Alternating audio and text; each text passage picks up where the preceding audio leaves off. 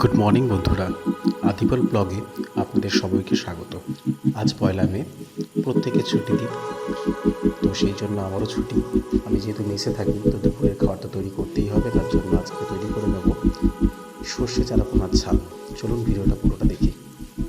বাজার থেকে মাছ আনার পরে মাছগুলোকে সুন্দর করে আরও পরিষ্কার করে একটু ধুয়ে নিলাম, যাতে কোনো নোংরা না থাকে তার মধ্যে।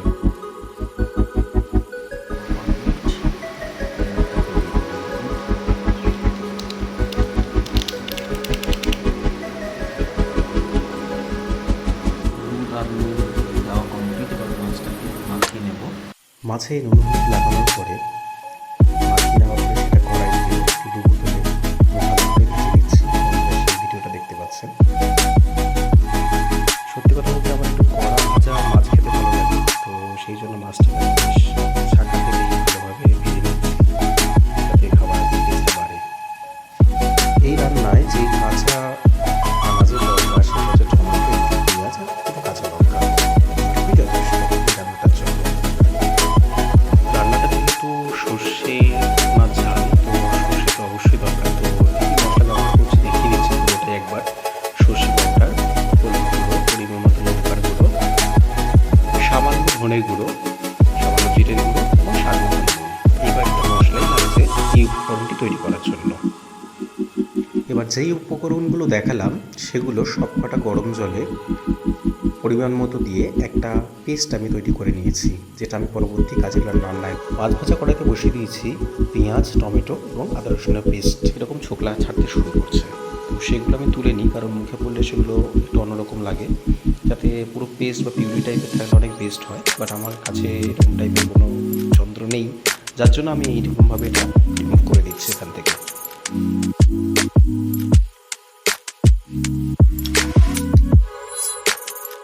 এইবারই ভাজা মশলাগুলো যখন প্রপারলি ভাজা হয়ে গেল, সেই সঙ্গে আমি অ্যাড করে দিলাম ওই মিশ্রণটা, যেটা আমি তৈরি করেছিলাম উষ্ণ গরম জলে মশলাগুলো দিয়ে। মশলাটা আমার সুন্দর জল ছেড়ে দিয়েছে, মানে যে পেস্ট বা মিশ্রণটা দিয়েছিলাম আস্তে আস্তে তেল ছাড়তে শুরু করে দিয়েছে, দেখা যাচ্ছে।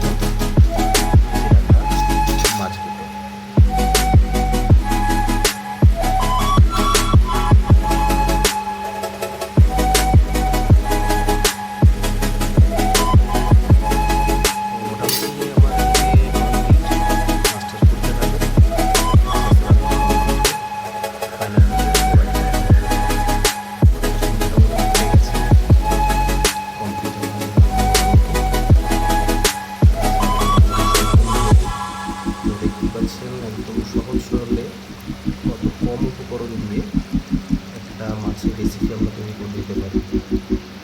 তো বন্ধুরা দেখতেই পাচ্ছ, মাছ আমার সম্পূর্ণ ফুটে গেছে, মাছ তৈরি। এবার এটা নামিয়ে ফেলব।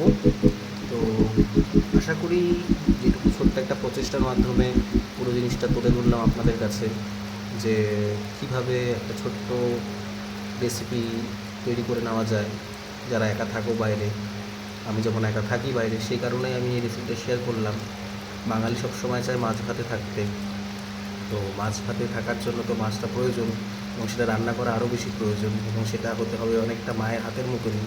তো যেটুকু দেখে শিখেছি মার থেকে, সেটাই আজকে আপনাদের সাথে শেয়ার করলাম। জানি না আপনারা কীভাবে এগুলো টেস্ট করেন, আশা করব একবার ট্রাই করবেন, জিনিসটা ভালো লাগবে।